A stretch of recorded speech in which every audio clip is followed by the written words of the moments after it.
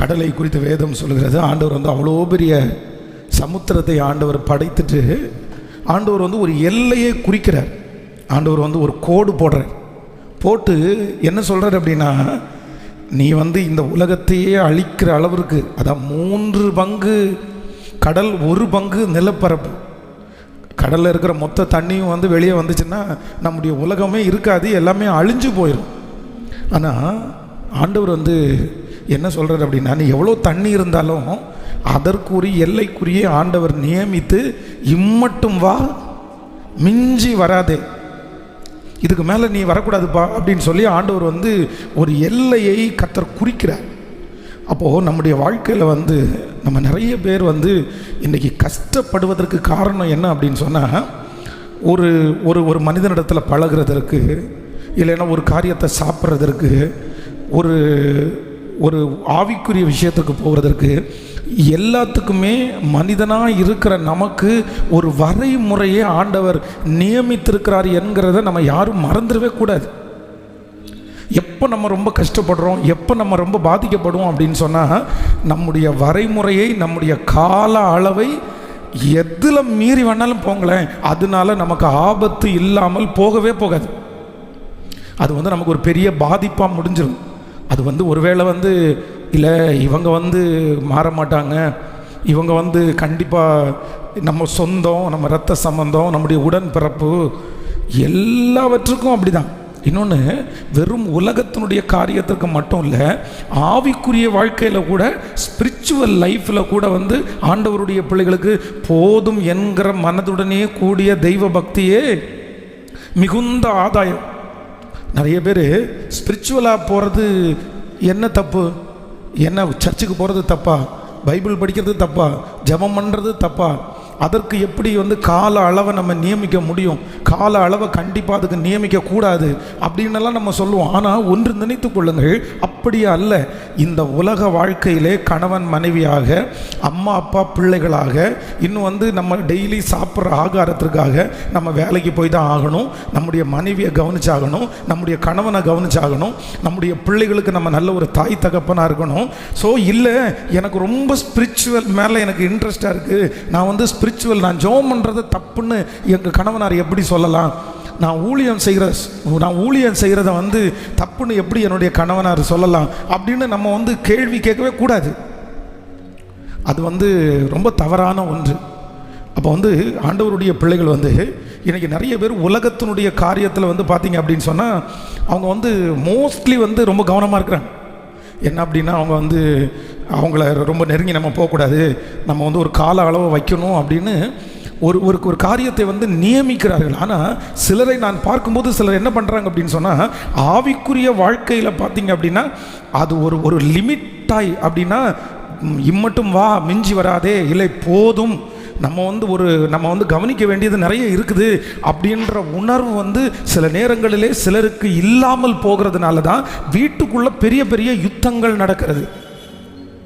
சில கணவனர் வந்து ரட்சிக்கப்படாமல் இருப்பதற்கு காரணம், சில மனைவி வந்து ரட்சிக்கப்படாமல் இருப்பதற்கு காரணம் என்ன காரணம் அப்படின்னு கேட்டால், இல்லை நீ வந்து வேற எதையுமே கவனிக்க மாட்டியா, உனக்கு வேற எதுவுமே இருக்காதா, இல்லை நீ ஊழியம் செய்கிறது உண்மைதான், நீ ஆண்டவரை நேசிக்கிறது உண்மைதான், உன்னுடைய ஜெபத்தினால நாங்கள் கட்டப்படுறது உண்மைதான், ஆனால் ஒரு கால அளவு வேண்டாமா, அதற்கு ஒரு வரைமுறை வேண்டாமா, நீங்கள் போய் படுங்க, நான் ஜெபம் பண்ணிட்டு வரேன், பரவாயில்ல, சரி நீங்கள் ஒரு அரை மணி நேரம் ஜெபம் பண்ணிவிட்டு நீங்கள் போயிட்டீங்கன்னா கூட பரவாயில்ல, நீங்கள் போங்க, நான் ஜெபம் பண்ணிட்டு வரேன் அப்படின்னு சொல்லிட்டு 5 மணி நேரம் 6 மணி நேரம் வந்து நான் வந்து ஜெபம் பண்ணிகிட்டே இருப்பேன், நான் வந்து என்னுடைய கணவனாரை கவனிக்க முடியாது, என் மனைவியை கவனிக்க முடியாது, அந்த அளவுக்கு எக்ஸ்ட்ரீமாக போகும்போது நம்முடைய குடும்பத்தில் கண்டிப்பாக பிரச்சனை வரும். ஆவிக்குரிய வாழ்க்கையை ரொம்ப விரும்புகிற, நேசிக்கிற ஒரு கணவனாக, ஒரு மனைவியாக இருந்தால் கூட பரவாயில்ல. அப்போது இன்று இந்த உபவாச ஜெபத்தில் முதல்ல நம்ம வந்து என்ன கிருபைக்காக ஜெபிக்கணும் அப்படின்னு சொன்னால், ஆண்டவரே என்னுடைய கால அளவை புரிந்து கொள்ளக்கூடிய கிருபை எனக்கு தாருமாண்டவரேன்னு கேளுங்க. எதுவாக இருக்கலாமே. இப்போ வந்து ஒரு வேலையை ஆரம்பிக்கிறோம், ஒரு தொழிலை நடத்துகிறோம், இந்த வேலை வந்து நம்முடைய வாழ்க்கையில் வந்து இன்னைக்கு 24 மணி நேரத்தை ஆண்டவர் கொடுத்துக்கிறாருன்னா, ஒரு 8 மணி நேரம், ஒரு 10 மணி நேரம் ஒரு வேலைக்காக செலவு செய்கிறது சரி. நீங்கள் ஆரம்பத்தில் அது வளரணும்னு நினைக்கிறீங்கன்னா 12 மணி நேரமே எடுத்துக்கொள்வோமே, ஒரு 12 hours 12 மணி நேரம் வரைக்கும் சரி இந்த வேலையை நான் யோசிப்பேன், இந்த வேலைக்காக நான் பாடுபடுவேன் அப்படின்னு நம்ம நினைக்கலாம். ஆனால் அந்த 12 மணி நேரம் முடிச்சதற்கு பிறகு ஒரு 8 மணி நேரம் அந்த ரெஸ்ட் எடுக்கிற அந்த நேரத்துலையும் இல்லை, நான் அந்த வேலையை தான் நான் யோசிச்சுருப்பேன், அந்த பிஸ்னஸே தான் நான் யோசிச்சுருப்பேன், நான் வந்து அது என்னை விட்டு நீங்காது. அப்போது அந்த ஒரு வேலை உங்களை எக்ஸ்ட்ரீமான ஒரு அனுபவத்திற்கு உங்களை கொண்டு போயிடவே கூடாது. அப்படி கொண்டு போகுமே ஆனால் கண்டிப்பாக நீங்கள் என்ன பண்ணுவீங்கன்னா பாதிக்கப்படுவீங்க. அதனால தான் ஆண்டவர் எல்லாவற்றுக்கும் என்ன வைத்திருக்கிறார் என்றால் ஒரு அளவுகோலை ஆண்டவர் வைத்திருக்கிறார். எதுவாக இருக்கலாமே, ஒரு ஃபோனை நம்ம பார்க்குறதுனாலும் ஒரு அளவுகோல் இருக்கிறது, ஒரு தேவ செய்தியை கேட்கறதுனாலும் ஒரு அளவுகோல் இருக்கிறது, ஒரு பாட்டு கேட்கறதுனாலும் ஒரு அளவுகோல் இருக்கிறது. எல்லாமே அளவுக்கு மிஞ்சுமானால், நீங்கள் கண்ட்ரோலை மீறுமானால், அது ஒரு நார்மலான ஒரு மனுஷனை போல இல்லாமல் வேறு விதமாக இருக்குமானால் உங்களுடைய வாழ்க்கையிலே அதன் நிமித்தமாய் கண்டிப்பாக நீங்கள் என்ன பண்ணுவீங்கன்னா சில ஆபத்துகளை சந்திப்பீர்கள். ஆமென். முதலாவது தேவனுடைய ராஜ்யத்தையும் அவருடைய நீதியையும் தேடுங்கள், அப்பொழுது இவைகளெல்லாம் உங்களுக்கு கூட கொடுக்கப்படும். நல்ல கவனிங்க ஆண்டவருடைய பிள்ளைகளே, ஆண்டவர் இந்த ஆண்டவர் இதற்கு ஒரு மிகப்பெரிய உதாரணம், மிகப்பெரிய முன்மாதிரி. இப்போ ஆண்டவருடைய வேதம் நமக்கு சொல்லுகிறது, நம்முடைய கர்த்தர் ஆண்டவர் தூங்கினாரா? ஆண்டவர் தூங்கினாரா? சொல்லுங்க, ஆண்டவர் தூங்கினாரா? பதில் சொல்லுங்க. கேட்கல இல்லை, என்ன அமைதியாக இருக்கிறத பார்த்தா ஆண்டவர் தூங்கவே இல்லை. இஸ்ரவேலை காக்கிற தேவன் உறங்குவதும் இல்லை தூங்குவதும் இல்லை. நமக்காக பரலோகத்தில் இப்போ இருக்கிற ஆண்டவருக்கு தூக்கம் தேவையில்லை. ஏன்னா அவருடைய உடம்பு அவர் ஒருவேளை சரீரத்தோடு இருப்பானால் அதை அவர் ரெஸ்ட் எடுக்காட்டா கூட அது நம்ம பரலோகத்தில் நம்மளும் போகும்போது நம்முடைய சரீரம் நம்முடைய இதெல்லாம் மாற்றப்படும். அவ்வளோதான். அங்கே சாப்பாடு நமக்கு தேவையில்லை, அங்கே நமக்கு தூக்கம் தேவையில்லை, அங்கே நமக்கு ட்ரெஸ்ஸும் அங்கே ரெஸ்ட்டும் நமக்கு தேவையில்லை. சரியா? அது வேற, அது நமக்கு அதை மாதிரி இருப்போம். ஆனால் ஆண்டவர் பரலோகத்தில் இருக்கிற தேவனாகிய கர்த்தர் உறங்குவதும் இல்லை தூங்குவதும் இல்லை. ஆனால் இப்போ பூலோகத்திற்கு பிதாவாகிய தேவன் தன்னுடைய குமாரனாகிய கிறிஸ்துவை இந்த உலகத்திற்கு அனுப்பினார். இந்த குமாரனாகிய கிறிஸ்து தூங்கினாரா? ஏன் அவர் தூங்கினார்? அவர் தான் கடவுளாச்சு, அவர் தான் ரட்சகராச்சு. அவர் எப்படி தூங்கலாம்? அவர் என்ன சொல்றார் அப்படின்னா, அம்மா ஆவியோ உற்சாகம் உள்ளது, மாம்சமோ பலவீனம் உள்ளது. அதுவும் தூங்கினார் அப்படின்ற அந்த வேத பகுதி சாதாரணமாக தூங்கினார் அப்படின்னு சொல்லலை. பைபிள் சொல்லுது தலையணையை வச்சு, ஸோ தலையணையை வைத்து அவர் தூங்கினார் அப்படின்னு வேதம் சொல்லு. அப்போ அவர் கப்பல் கடலில் கப்பல் போயிட்டு இருக்கும்போது எப்போவுமே சவுண்டு, கப்பல் கடலில் போயிட்டு இருக்கும்போது நமக்கு நிறைய பேருக்கு இந்த கடல் ட்ராவல் நிறைய பேருக்கு பிடிக்காது, ஒத்துக்காது. ஏன் அப்படின்னு சொன்னால், இந்த கப்பல் கடலில் அப்படியே மெதுவாக போகும்னு சொல்ல முடியாது. அலை அடிக்கும்போது பார்த்தீங்க அப்படின்னு சொன்னால் நம்முடைய வயிறெல்லாம் கலக்கிற அளவுக்கு அது அங்கேயும் இங்கேயும். நீங்கள் சில ட்ரிப்பு போவீங்க பாருங்களேன், அப்போ போகும்போது பார்த்தீங்க அப்படின்னு சொன்னால், ஐயோ வேணாங்க, இந்த கடலில் இந்த போட்டிங் மட்டும் எனக்கு வேண்டவே வேண்டியதில்லை. நம்ம ஒரு டைம்லேயே நம்ம நிறைய பேர் வெறுத்து போயிடுவோம், நிறைய பேர் வெறுத்து போயிடுவோம். அப்போது இந்த கடலில் அவ்வளோ பெரிய அலை அடித்து கொண்டிருக்கும் போது கவனிங்க, அவ்வளவு அலையின் மத்தியிலையும் என்னுடைய ஆண்டவர் தலையணையை வைத்து வெளியில் என்ன நடக்குதுன்னு கூட தெரியாமல் தூங்கியிருக்கிறார். அப்போ அவருடைய சரீரத்துக்கு என்ன தேவைப்பட்டுச்சு? ரெஸ்ட் தேவைப்பட்டுச்சு. ஸோ அடுத்து இப்போ அவர் சாப்பிட்டாரா? கேட்கல. அவர் சாப்பிட்டாரு, அவர் தூங்கினாரு. அவர் தன்னுடைய தாயின் இடத்துல அன்பு வச்சிருந்தாரா? அவருடைய கல்வாரி சிலுவையில் அவர் பேசின 7 வார்த்தைகளுமே ரொம்ப மேலான வார்த்தைகள். ஆனால் அதில் மிக முக்கியமான ஒரு வார்த்தை என்ன தெரியுமா? சீசனை பார்த்து சொல்றாரு, அதோ உன் தாய். மரியாளை பார்த்து சொல்கிறார், அதோ உன் மகன். அப்படின்னா தன்னுடைய அம்மா தன்னை ரொம்ப நேசிக்கிறாங்க. அம்மாவோட இதுவரைக்கும் நம்ம ட்ராவல் பண்ணிட்டோம். ஆனால் கண்டிப்பாக அம்மாவுக்கு நம்ம கொஞ்சம் சப்போர்ட்டிவாக யாரையாவது ஒருத்தரை ஏற்படுத்தணும்னு அந்த கடைசி நிமிஷத்தில் கூட தன் தாயின் மேலே வைத்திருக்கிற பாசத்தை அந்த இடத்துல ஆண்டவர் என்ன பண்ணுறாரு? வெளிப்படுத்தினார். ஸோ அவருக்கு சரி, இது எல்லாத்தையும் விட்டுருங்க. அவருக்கு வந்து ஒரு சோகமான இல்லைன்னா ஒரு மரண வீட்டுக்கு போகும்போது அவருக்கு அழுக வந்துச்சா? கேட்கல. லாசருடைய வீட்டுக்கு அவர் போறாரு. லாசருடைய வீட்டுக்கு போய் லாசரும் மரித்து போன அந்த செய்தியை கேட்ட உடனே வேதம் சொல்லுகிறது, இயேசு கண்ணீர் விட்டதை, இயேசு அழுகிறத பார்த்த உடனே அங்க இருக்கிற எல்லாரும் என்ன சொல்றாங்க அப்படின்னு சொன்னா, இவனை எவ்வளவாய் நேசித்தார். அப்ப கவனிங்க, இந்த உலகத்துல தேவகுமாரனாய் வந்த இயேசு 100% மனிதன், அவர் 100% தேவனாக இருந்த அந்த கர்த்தர் வந்து அவர் அழுதார், அவர் சிரித்தார், அவர் சாப்பிட்டார், அவர் தூங்கினார், அவர் வேலை செய்தார். ஒரு சாதாரணமான ஒரு மனுஷன் என்னென்ன செய்வானோ சகலத்தையும் அவர் என்ன பண்ணாரு. ஆனா அதே நேரத்தில் ராம் முழுதும் அவர் ஜெபித்தார், ராம் முழுதும் அவர் ஜெபம் பண்ணாரு. அவர் வந்து ஊழியத்து நிமித்தம் ஒரு 3 நாள் கண்டினியூவா அவர் பிரசங்கம் பண்ணி அவர் வந்து ஜனங்களை போஷித்தார்.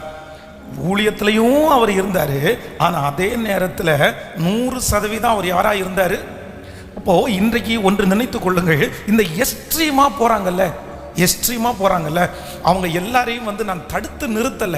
அவங்களுக்கு எல்லாரும் பாஸ் என்ன ஆவிக்குரிய வாழ்க்கையில போகக்கூடாதுன்றாரா, ஆவிக்குரிய வாழ்க்கையில போகக்கூடாதுன்னு இப்படின்னு நினைக்காதீங்க.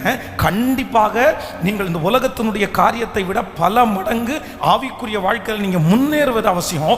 ஆனால் ரொம்ப கவனமா கவனிங்க, எதுலையுமே நீங்க எக்ஸ்ட்ரீமா போயிட்டீங்க அப்படின்னு சொன்னா அது உங்களுக்கு பெரிய விளைவுகளை கொண்டு வந்துடும். மட்டாய் சாப்பிடு.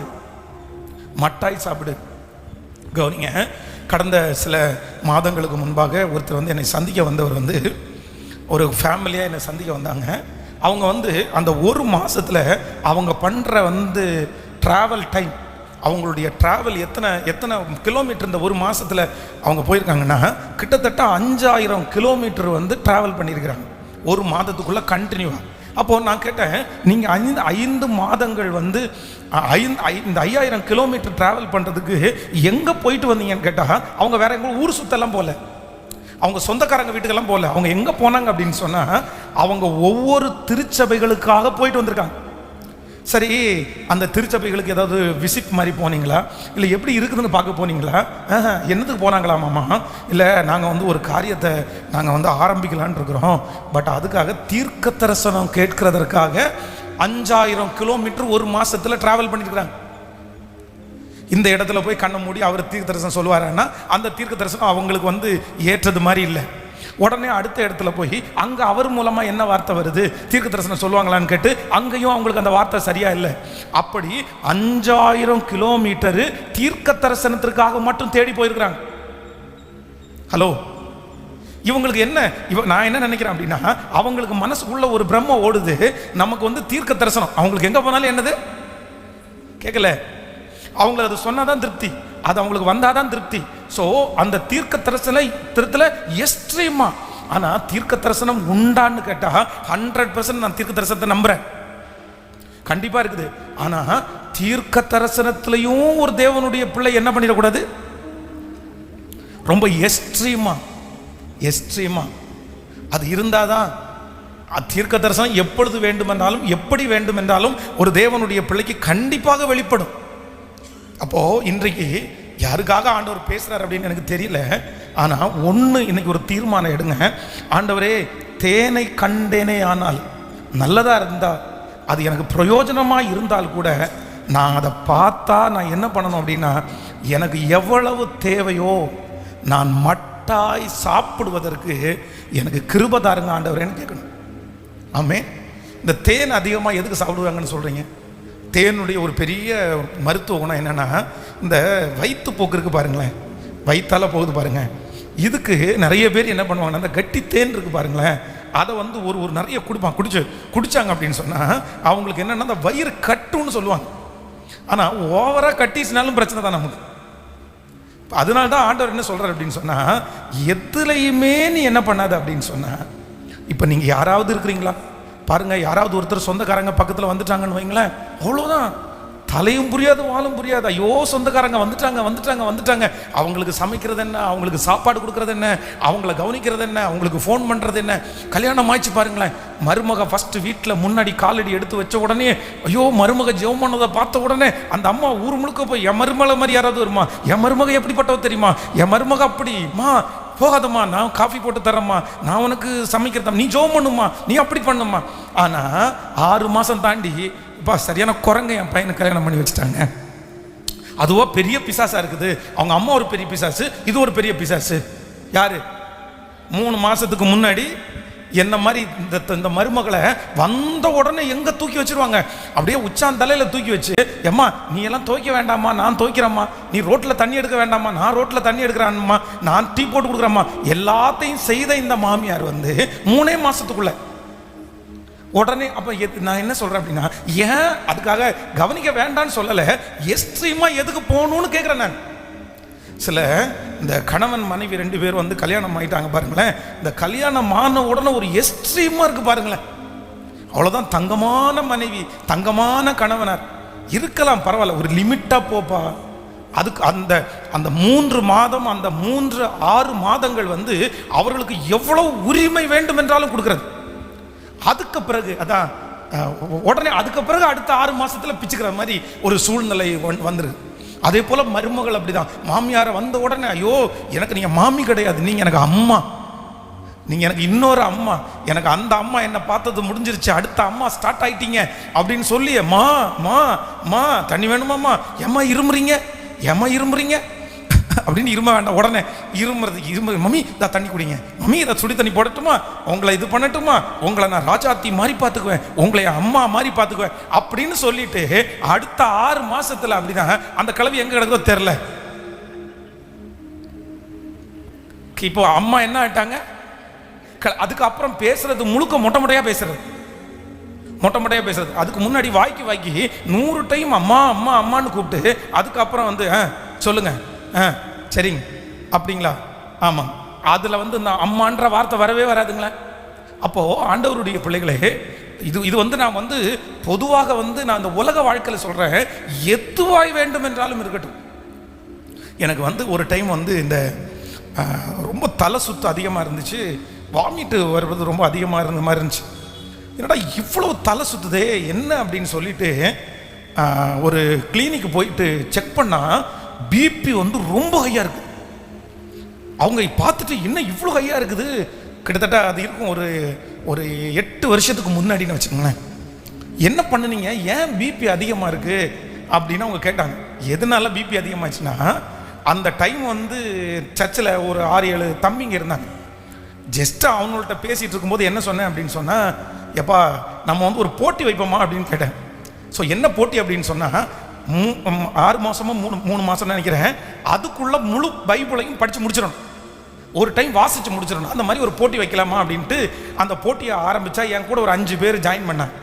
சரி பண்ணலாம் பாஸ்டர் அப்படின்னு ஆரம்பித்து ஒவ்வொருத்தனா அவுட் ஆகிட்டே இருந்தாங்க.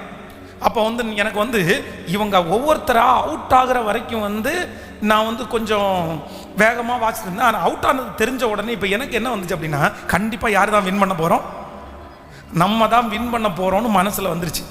நமக்கு அந்த டைமில் ஒரு அசிஸ்டண்ட்டாக ஒரு உடன் ஊழியம் செய்கிறதுக்கு பாஸ்டர் ராபின் அப்படின்னு ஒருத்தர் ஊட்டியில் இருந்திருந்தார். இவர் என்ன பண்ணிட்டார் அப்படின்னு சொன்னால், எங்கிட்ட வாசித்ததை ஓப்பனாக சொல்லவே இல்லை. ஆனால் அவர் எனக்கு முன்னாடி போனது எனக்கு தெரியல. கடைசியில் ஒரு 4 நாள் இருக்கும்போது என்ன சொல்கிறார் அப்படின்னு சொன்னால், நீங்கள் என்ன படிச்சிருக்கீங்கன்னு கேட்டால், அவர் கிட்டத்தட்ட பைபிளை முடிக்கிறதுக்கு பக்கத்தில் வந்துட்டார். எனக்கு என்னப்பா ஒன்றுமே சொல்லலை அப்படின்னா, ஆமாம் நான் தான் சொன்னேன் நீங்கள் வேகமாயிருவீங்கல்ல அதனால சொல்லலைன்ட்டார். சரி இதில் நம்ம விடக்கூடாது, கண்டிப்பாக நம்ம தான் இதில் ஜெயிச்சிடணும் அப்படின்னு நினச்சிட்டு யார்கிட்டையுமே சொல்லாமல் கண்டினியூவாக ஒரு 3 நாள் என்ன பண்ணிட்டேன்னா, இந்த வஉசி பார்க் இருக்குல்ல கோயம்புத்தூரில், இந்த கோயம்புத்தூர் வஉசி பார்க்கில் போய் காலையில் சரியாக ஒரு 7:30 மணிக்கெல்லாம் அது திறக்கிறதுக்கு முன்னாடி உள்ளே போயிடுவேன். ஃபஸ்ட்டு திறந்த உடனே உள்ளே போய் உட்காந்தேன்னா சாயந்தரம் 6:30 மணி 7 மணி வரைக்கும் கண்டினியூவாக உட்கார ஆரம்பிச்சிட்டேன். படின்னு படிச்சிட்டேன். பைபிளை படித்து ஒரே வெறி, நான் தான் ஜெயிப்பேன், நான் உங்களை ஜெயிக்க விட மாட்டேன்னு சொல்லிட்டு உட்காந்து படித்து கடைசியில் முடிச்சிட்டேன். முடிச்சுட்டு அப்படியே வரும்போது தான் தலை சுற்றுது. நான் படித்தது பைபிள் தான் படித்தேன். நான் உண்மையாக புரிஞ்சு ஆவியானுடைய துணையோட ஆண்டவரே எனக்கு கற்றுத்தாரோன்னு படிச்சிருந்தா கண்டிப்பாக சிக்காகிறதுக்கு வாய்ப்பு இல்லை. இப்போ ஜெயிக்கணும்னு போட்டி போட்டு படித்ததுனால இந்த டென்ஷன்லேயே நான் முடிச்சிருவானான்ற டென்ஷன்லேயே பிபி ஹை ஆயிடுச்சு. அப்போ அந்த டாக்டர் இந்த மாதிரி தான் இருந்திருக்கும் அப்படின்னு சொல்லி அவர் அப்புறம் 2-3 எக்ஸசைஸ் எல்லாம் சொல்லி, சரி போங்க, இது வந்து இப்போ தான் இந்த பிபி ஸ்டார்ட் ஆகிருக்குது, அதனால டேப்லெட் இல்லாமல் நீங்கள் சரி பண்ணிட முடியும் அப்படின்னு சொல்லி 7 ஆண்டுகளுக்கு முன்பாக அவர் சொன்னார். அப்போது ஆண்டவருடைய பிள்ளைகளே, நான் பைபிள் தானே படித்தேன், நான் ஆண்டவருடைய விஷயத்தில் தானே போட்டி போட்டேன்.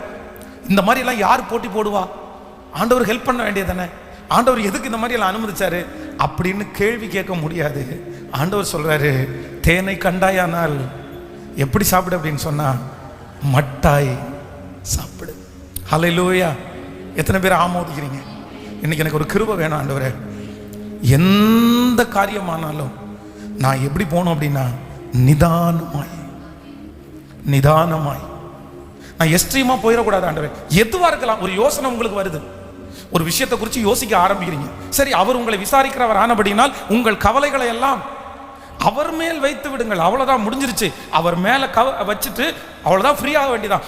அதை போட்டு யோசிச்சு, அதை போட்டு மனசில் போட்டு உழப்பி, ஐயோ அப்படி ஆயிருமோ இப்படி ஆயிருமோ அப்படின்னு ரொம்ப போட்டு குழப்பிட்டு இல்லை இல்லை இல்லை இல்லை. நீங்கள் வந்து சங்கீதம் 131வது சங்கீதத்தினுடைய 1வது வசனத்தை வாசிப்பீர்கள். ஆனால் கர்த்தாவே, என் இருதயம் இருமாப்புள்ளது அல்ல, என் கண்கள் மேட்டிமையானவர்களும் அல்ல, பெரிய காரியங்களிலும் எனக்கு மிஞ்சின கருமங்களிலும் நான் தலையிடுகிறதும் இல்லை. அதை கடைசி 2 லைனை வாசிக்கும் போது, எனக்கு மிஞ்சின கருமங்களிலும் எனக்கு பெரிய காரியங்களிலும் எனக்கு மிஞ்சின கருமங்களிலும் நான் தலையிடுவது இல்லை. அப்போ ஆண்டவருடைய பிள்ளைகள் வந்து எல்லாத்திற்கும் ஆண்டவரே, நான் ரொம்ப லிமிட்டாக கடந்து போகக்கூடிய கிருபையை கர்த்தர் எனக்கு தாரு. கைகளை அசைத்து ஒரு ஹல்லேலூயா சொல்லலாம். இப்போ பாருங்களேன், நீங்கள் வந்து உங்களுடைய வீட்டில் யாராவது ஒருத்தர் மாதமாக இருக்கிறார்கள், வயிற்றில் குழந்தையோடு இருக்கிறாங்க. உங்களுக்கு ஆம்பளை பிள்ளைக்கு ரொம்ப ஆசை, கணவனாருக்கு ஆம்பளை பிள்ளைக்கு ஆசை, இல்லைன்னா சிஸ்டருக்கு பொம்பளை பிள்ளைக்கு ஆசைன்னு வச்சுக்கோங்களேன். சிலர் பாருங்க அப்படின்னா, இந்த வயிற்றுல குழந்தை உருவான உடனே இது என்ன பிள்ளை தான், இது ஆம்பளை பிள்ளை தான், இது ஆம்பளை பிள்ளை தான். சிலர் ரொம்ப கொடுமை என்ன அப்படின்னா, இந்த பிள்ளை பிறந்த உடனே துணி வாங்கி போட்டு ஃபஸ்ட்டு துணி போடுவாங்கல்ல, அந்த துணி கூட நிறைய பேர் என்ன பண்ணுவாங்கன்னா ஆம்பளை பிள்ளைகளுடைய துணியை வாங்கி வச்சிருவாங்க. இதுக்கு கேட்டால் நிறைய பேர் என்ன சொல்லுவாங்க, விசுவாசம் அப்படின்னு சொல்லுவாங்க. நான் நம்புறேன், கர்த்தருடைய பார்வையில் ஆண் என்றும் இல்லை, கேட்கல, பெண் என்றும் இல்லை. உங்களுக்கு ஆம்பளை பிள்ளைய ஆண்டவர் தரட்டும், நீங்கள் ஆசைப்படுற மாதிரி பெண் பிள்ளைய தரட்டும், இதெல்லாம் விஷயம் இல்லை. ஆனால் அதை நிறைய பேர் பாத்தீங்கன்னா விசுவாசம்ன்ற ஒரு போர்வையில் நிறைய பேர் அறிக்கை செய்கிறாங்க பாருங்க. ஒருவேளை அது வந்து பொம்பளை பிள்ளையா பிறந்துச்சுன்னு வைங்களேன், ஹலோ, நிறைய பேருக்கு மூஞ்சியே செத்து போயிடும். நிறைய பேர் ஃபோன் பண்ணுறதே நிப்பாட்டிடுவாங்க. ஆம்பளை பிள்ளைன்னா பறந்தடிச்சுட்டு ஃபோன் பண்ணிடுவாங்க, ஐயோ பாஸ்டர் சிங்கக்குட்டி பறந்துட்டான் பாஸ்டர், ஜெபம் பண்ணுங்க அப்படின்னு. பொம்பளை பிள்ளை பிறந்தா ஃபோனே காணாது. என்னப்பா ஹாஸ்பிட்டலுக்கு போகிறீங்க நீங்கள், என்னாச்சு அப்படின்னு கேட்டால், பாஸ்டர் பொம்பளை பிள்ளை பிறந்திருக்கு பாஸ்டர், அப்படி ரொம்ப ஸ்லோவாக, அப்படியே நோட்டெல்லாம் ரொம்ப கம்மி. என்ன பிரதர் இவ்வளோ சீரியஸ் கம்மியாக சொல்கிறீங்க? சொல்லணும்னு நினச்சேன், மறந்துட்டேன். அப்போ வந்து அவங்களுடைய மனசு முழுக்க என்ன நிறைஞ்சிருக்குது? அப்போ ஒரு எக்ஸ்ட்ரீமா ஒரு காரியத்தை, நமக்கு மிஞ்சின கர்மம் அது நமக்கு ஆகாது, நம்மால அதை மாற்ற முடியாது, நம்மால உருவாக்க முடியாது. உங்களால உருவாக்க முடியாத, உங்களால மாற்ற முடியாத ஒன்றை குறித்து எக்ஸ்ட்ரீமா நீங்க போவீர்களே ஆனால் பாதிக்கப்படுகிறது நீங்க தான். அதான் ஆண்டவர் சொல்றாரு, உன்னை மிஞ்சின கர்மங்களில் நீ ஈடுபடாதீங்க. இப்ப பாருங்களேன், பிள்ளைங்க நிறைய பேருக்கு பிறப்பாங்க. இந்த பிள்ளைகளுக்குள்ள அந்த பிள்ளை ஒரு ஃபர்ஸ்ட் ஸ்டாண்டர்ட் செகண்ட் ஸ்டாண்டர்ட் படிக்கும்போது அந்த பிள்ளைய மேலே பிள்ளைய பார்த்து சொல்லுவாங்க, எப்பா நீ வளர்ந்தா ஒரு பெரிய டாக்டராக தான் வருவேன், நீ வளர்ந்தா ஒரு பெரிய டாக்டராக தான் வருவேன். சின்ன வயசுலேருந்தே அவங்களுக்குள்ள என்ன போடுவாங்கன்னா, நீ டாக்டர், உன்னை நான் டாக்டராக பார்க்குறேன். இதை வந்து நிறைய பேர் வந்து ஒரு தரிசனமாக நினைக்கிறாங்க. ஆனால் நான் சொல்கிற சிலது எக்ஸ்ட்ரீமாக போகாதீங்க. தரிசனம்ன்றது வேற, இந்த மாதிரி நம்மளுக்கு மிஞ்சின கர்மன்றது வேற. அதுக்காக அவங்க மேலே படிப்பை திணிச்சு அவங்கள திட்டி கடைசியில் டாக்டர் அப்படின்ற ஒரு பெரிய ஒரு கமிட்மெண்ட் அவங்களுக்குள்ள வச்சு அந்த அந்த பிள்ளைய வாழவே முடியாமல் திருப்பி எக்ஸாமில் ஃபெயில் ஆகிட்டாங்க அப்படின்னு சொன்னால் அவ்வளோதான், வாழ்க்கையே போயிடுச்சு. நான் கற்பனை பண்ணது எதுவுமே நடக்கலை. இல்லை, நம்ம அப்படிப்பட்ட ஒரு சூழ்நிலையை நம்முடைய பிள்ளைகளுக்குள்ளே என்ன பண்ணிடக்கூடாது, உருவாக்கிடவே கூடாது. அப்படிப்பட்ட ஒரு பாரத்தை நம்ம தூக்கி தலையில் வைக்கிறவே முடியாது. நம்ம என்ன பண்ணணும் அப்படின்னு சொன்னால், ஆண்டவரே எல்லாவற்றிலையும் எனக்கு எப்படி இருக்க தெரியணும், நான் வாழ்ந்திருக்கவும் எனக்கு தெரியும், தாழ்ந்திருக்கவும் எனக்கு தெரியும். சொல்லுங்கள், பக்கத்தில் கையை பிடிச்சி சொல்லுங்கள். கிடைச்சாலும் பரவாயில்ல, கிடைக்காட்டாலும் பரவாயில்ல, நடந்தாலும் பரவாயில்ல, நடக்காட்டாலும் பரவாயில்ல, எனக்கு கொடுத்தாலும் பரவாயில்ல, எடுத்தாலும் பரவாயில்ல. அதைத்தான் தேவனுடைய மனுஷன் சொல்கிறான். அவர் என்னை கொன்று போட்டாலும் அவர் மேல் நான் நம்பிக்கையா இருக்கிறேன். நிர்வாணியாய் என் தாயின் கருவத்திலிருந்து பிறந்தேன், நிர்வாணியாய் எவ்விடத்துக்கு திரும்புவேன். கர்த்தர் கொடுத்தார், கர்த்தர் எடுத்தார், கர்த்தருடைய நாமத்திற்கு. எவ்வளவு அழகான ஒரு வாழ்க்கையை பாருங்களேன். ஆனா யோபுவனுடைய மனைவியான அதை அக்செப்ட் பண்ணவே முடியல. எப்பா, எனக்கு நஷ்டத்தை என்னால் பொறுத்துக்கவே முடியாதுப்பா, இழப்பை என்னால் பொறுத்துக்கவே முடியாதுப்பா. நான் அதை வச்சு எவ்வளோ பெரிய கற்பனை பண்ணேன் தெரியுமா, நான் எவ்வளோ எஸ்ட்ரீமாக யோசிச்சேன் தெரியுமா, என்னால் அதை இது பண்ணவே முடியாது. ஆனால் யோபுனுடைய மனநிலைமை என்ன அப்படின்னு சொன்னால், நான் எதை குறித்தும் ரொம்ப அதிகமாக யோசித்து நான் வந்து மிஞ்சி நான் ஈடுபட மாட்டேன். என்னை நான் எப்படி வச்சுக்குவேன் அப்படின்னு சொன்னால், ஒரு லிமிட்டேஷனாக நான் வச்சுக்குவேன். ஹல்லேலூயா. என்ன ஒரு கண்ட்ரோலாக நான் வச்சுக்குவேன், என்ன ஒரு கட்டுப்பாட்டுக்குள்ளே நான் வச்சிருவேன். இப்படிப்பட்ட ஒரு அண்டர்ஸ்டாண்டிங் உங்களுக்குள்ளே வந்துச்சு அப்படின்னு சொன்னால், நான் நம்புகிறேன், நீங்கள் எந்த இடத்துக்கு போனாலும் எங்கேயுமே நீங்கள் வந்து கவலைப்படவே மாட்டீங்க. நீங்கள் ரொம்ப ஹெல்த்தியாக வாழ்கிறதற்கு ஆண்டவர் உங்களுக்கு உதவி செய்வார். நம்புறீங்களா? எத்தனை பேர் நம்புறீங்க? எல்லா இடத்துலையும் இந்த லிமிட் அப்படின்ற ஒன்றை கடைபிடிச்சிட்டிங்கன்னு வைங்களேன், எதுவாக இருக்கலாம், யோசனையாக இருக்கலாம், வேலையாக இருக்கலாம், பிள்ளைகளாக இருக்கலாம், எல்லாத்துலேயுமே இந்த சமாதானம், இந்த பரந்த மனப்பான்மை, இல்லைன்னா ஒரு அண்டர்ஸ்டாண்டிங்கான ஒரு வாழ்க்கை, இது மட்டும் உங்களுக்குள்ளே இருந்துச்சு அப்படின்னு சொன்னால், நான் நம்புகிறேன் உங்கள் லைஃப்பை நீங்கள் துக்கத்தோட ஒரு நாள் கூட கடத்த மாட்டீங்க. நீங்கள் ரொம்ப சந்தோஷத்தோடு நடத்துறதற்கு கர்த்தர் உங்களுக்கு பெரிய பலனை தர வல்லவராக இருக்கிறார். ஹல்லேலூயா.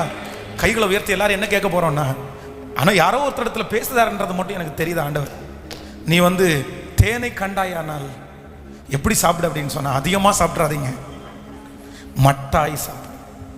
நம்ம மனுஷங்க தானே, நம்முடைய மூளை யோசிக்கிறதுக்குன்னு ஒரு ஒரு ஒரு ஒரு ஒரு இடம் இருக்குது, அவ்வளோதான். அதுக்கு மேலே போக முடியாது. நம்ம பலம்ன்றது ஒன்று இருக்குது, அதுக்கு மேலே போக முடியாது. 50 கிலோ வெயிட்டை ஈஸியாக தூக்கிடலாம், 75 கிலோ வெயிட் வரைக்கும் தூக்கிடலாம். அதுக்காக 500 டன்னை கொடுத்துட்டு தூக்க முடியுமான்னா எப்படி நம்ம தூக்க முடியும்? நம்ம உடம்பு அவ்வளோ ஹெல்த்தி கிடையாது, நம்மளால தூக்க முடியாது. இல்லை, நான் அதை தூக்கி தான் ஆகணுன்றத நம்ம எப்படி மனசில் ஃபிக்ஸ் பண்ண முடியும்? நான் தூக்குவேன், நான் எப்படி ஏன் தூக்க முடியும்? உனக்கு வாயில் பலன் இருக்குது, மனசில் பலன் இருக்குது, உடம்புல பலன் வேணுமே, இருக்காது இல்லை? அப்போது இன்று ஒரு தீர்மானத்தோடு நம்ம ஜெபம் பண்ணுவோம். நீங்கள் சுகமாக வாழணுமா, நீங்கள் சமாதானமாக வாழணுமா, ஒரே ஒரு ட்ரிக்ஸ் மட்டும்தான், ஒன்று மட்டும்தான். எல்லாவற்றையும் நிதானமாய் மட்டாய். ஹல்லேலூயா, ஹல்லேலூயா. கைகளை எல்லாரும் உயர்த்தி ஆண்டவரிடத்தில் கேளுங்கள். நன்றி ஆண்டவரே, நன்றி நன்றி நன்றி. எனக்கு ஒரு நேசர் உண்டு, அவர்தான் இயேசுராஜா. எனக்கு ஒரு புகலிடம் உண்டு, அவர்தான் இயேசுராஜா. ஹல்லேலூயா, ஹல்லேலூயா. நன்றி நன்றி அப்பா. சொல்லுங்க, ஆண்டவரே அந்த கிருபை எனக்கு தாரும் ஆண்டவரே.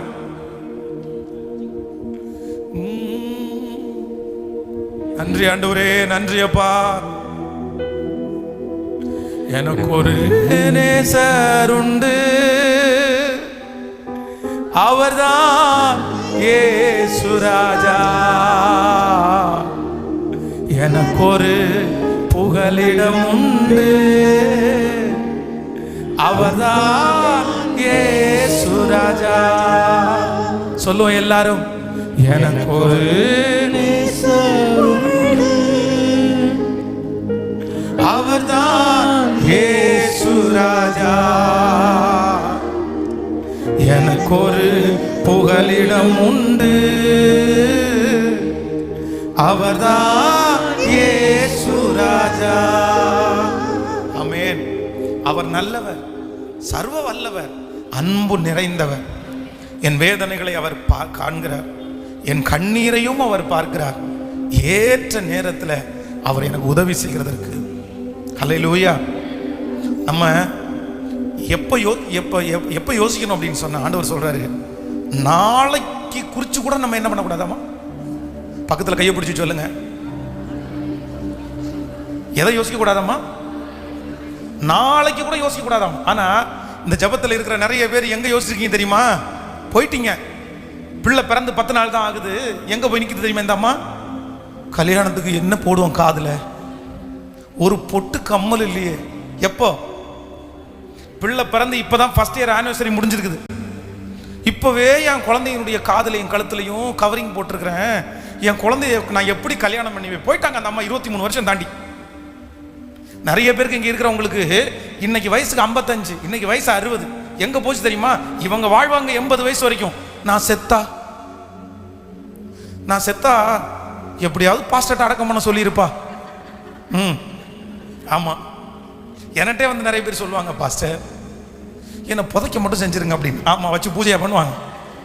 இல்ல என்ன சொல்ல வர்றேன் அப்படின்னு சொன்னா, என்றைக்கோ நடக்க போகிற ஒன்று, அதற்காக அது இன்னும் இன்னைக்கு ஒரு பிரச்சனை வந்த உடனே அங்க போயிடுவாங்க 25 வருஷம் தாண்டி. ஆண்டவர் என்ன சொல்றாரு அப்படின்னா, நாளைய தினத்தை குறித்து கூட நீ யோசிக்காத, நாளைய தினத்தை குறித்து நான் பார்த்து கொள்ளுவேன், கர்த்தர் நமக்காக யாவையும் செய்து முடிக்க வல்லவரா இருக்கிற. அதான் மிஞ்சின நீதிமானா இருக்கக்கூடாதாம்மா, மிஞ்சி யோசிக்க கூடாதாம்மா. நம்ம கையில எதுவுமே இல்லை, நம்ம கையில எதுவுமே இல்லை. வாழ்வும் சாவும் எல்லாம் யார் கையில் இருக்குன்னா கர்த்தர் கையில் இருக்குது. எசேக்கியா ராஜாவுக்கு மரணத்தை வந்து பரலோகமே நியமிச்சாச்சு, ஆண்டவர் நியமிச்சிட்டாரு. பூமியில் உள்ள மனிதன் நியமிச்சா கூட மரணம் வந்து தள்ளி போகும், ஆனா பரலோகம் ஒரு மனுஷனுக்கு வந்து மரணத்தை நியமிக்குது. எசேக்கியாவே, நீ உன்னுடைய வீட்டு காரியத்தை எல்லாம் ஒழுங்குபடுத்து, நீ என்ன பண்ணிடுவ, நீ இந்த வியாதியிலிருந்து பிழைக்க மாட்ட, நீ இறந்துருவேன்னு ஆண்டவருடைய வார்த்தை வந்து தீர்க்கதரிசி வந்து சொல்லிட்டு போறாரு.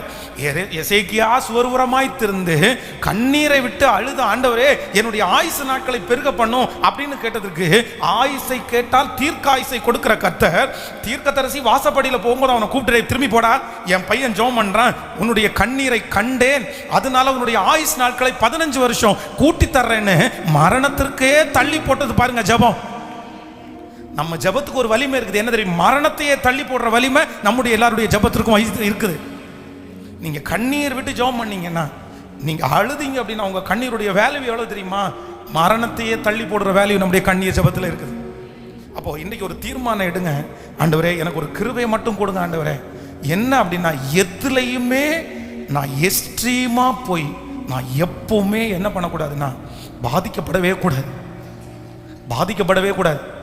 கடந்த நாட்களில் கோவிட்ல வந்து அதிகமாய் மரணம் அடைந்தவர்கள் யார் தெரியுமா? ரொம்ப யார் யோசிச்சாங்களோ அவங்க தான் சீக்கிரமா பலவீனப்பட்டு போனார், அவர்கள் தான் சீக்கிரமாய் மரணத்தை தழுவினார். அப்போ மனிதனுடைய யோசனைகள் வீணென்று கர்த்தர் அறிந்திருக்கிறார்.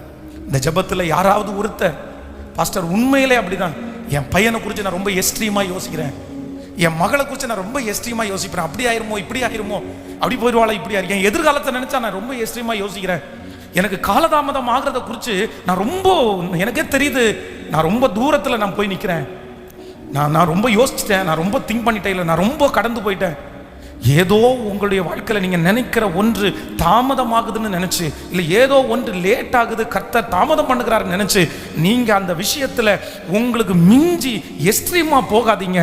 ஏற்ற காலத்தில் கர்த்தர் நிச்சயமாய் உங்களுக்குரியதை தருவார். நீங்கள் அதை ஃப்ரீயாக விடுங்க, நீங்கள் அதை ஃப்ரீயாக எடுங்க. நான் நம்புகிறேன், உங்களையும் என்னை விசாரிக்கிற கர்த்தர் நம்மை பற்றி அறிந்திருக்கிறார். நமக்கு நடப்பதெல்லாம் நன்மைக்காகவே நடக்க போகிறது. கர்த்தர் நன்மையாய் மாற்ற பண்ணுவார். ஹல்லேலூயா. பாடலமா சேர்ந்து, எனக்கு ஒரு நேசர் உண்டு, அவர்தான் இயேசு ராஜா, எனக்கு ஒரு புகலிடம் உண்டு, அவர்தான் இயேசு ராஜா. கரங்கள் எல்லாரும் தட்டி, நன்றி அப்பா நன்றி. வேதனைகளை பார்க்கிறார், என் கண்ணீரையும் காண்கிறார். வேதனைகளை என் கண்ணீரையும் ஏற்ற நேரத்து உதவி செய்கிறார். ஏற்ற நேரத்து உதவி செய், கைகளை மேல தட்டி, ஏற்ற நேரத்து உதவி உதவி செய்கிறார். சொல்லுங்க, ஏற்ற நேரத்தில் உதவி செய்கிறார், உதவி செய்கிறார். அவர் நல்லவர், சர்வ வல்லவர், அன்பு நிறைந்தவர். அவர் நல்லவர், சர்வ வல்லவர், அன்பு நிறைந்தவர். எனக்கு ஒரு நேசர் உண்டு, அவர்தான் இயேசு ராஜா. எனக்கு ஒரு புகலிடம் உண்டு, நன்றியப்பா, அவர்தான் இயேசு ராஜா. என் அலைச்சல்களை அவர் அறிகிறார், என் பலவீனங்கள் அவர் காண்கிறார். என் அலைச்சல்களை அவர் அறிகிறார், என் பலவீனங்கள் அவர் காண்கிறார். சொல்லுவோம், ஏற்ற நேரத்தில் பலன் தருகிறார், ஏற்ற நேரத்தில் சத்தமா சொல்லுங்க, ஏற்ற நேரத்தில் பலன் தருகிறார். சொல்லிக்கொண்டே, ஏற்ற நேரத்தில் பலன் தருகிறார், பலன் தருகிறார். அவர் நல்லவர், சர்வ வல்லவர். ஹல்லேலூயா. அவர் நல்லவர், சர்வ வல்லவர், அன்பு நிறைந்தவர். அவர் செட்டை நிழலில் ஆறுதல், அவர் செட்டையின் மறைவில் ஆரோக்கியம். அவர் செட்டை நிழலில் ஆறுதல், அப்பா செட்டையின் மறைவில் ஆரோக்கியமே. ஏற்ற நேரத்தில் பலன் தருகிறார், ஏற்ற நேரத்தில். திரும்ப திரும்ப ஏற்ற நேரத்தில் கைகளை மேல தட்டி எல்லாரும் இந்த லைவ்ல கேட்டுக்கொண்டிருக்கிற ஒவ்வொருத்தரும் கர்த்தருடைய ஆசீர்வாதம் பலன் தருகிறார். அவர் நல்லவர், சர்வ வல்லவர், அன்பு நிறைந்தவர். அவர் நல்லவர், சர்வ வல்லவர், அன்பு நிறைந்தவர். திரும்ப திரும்ப அவர் நல்லவர், சொல்லுங்க சொல்லுங்க, உங்க வார்த்தை சொல்லட்டும். ஓ, அவர் நல்லவர், இயேசுவா நீ நல்லவர், நல்லவர். எனக்கு ஒரு நேசர் உண்டு, அவர்தான் இயேசு ராஜா. எனக்கு ஒரு புகலிடம் உண்டு, அவர்தான் இயேசு ராஜா. ஹல்லேலூயா.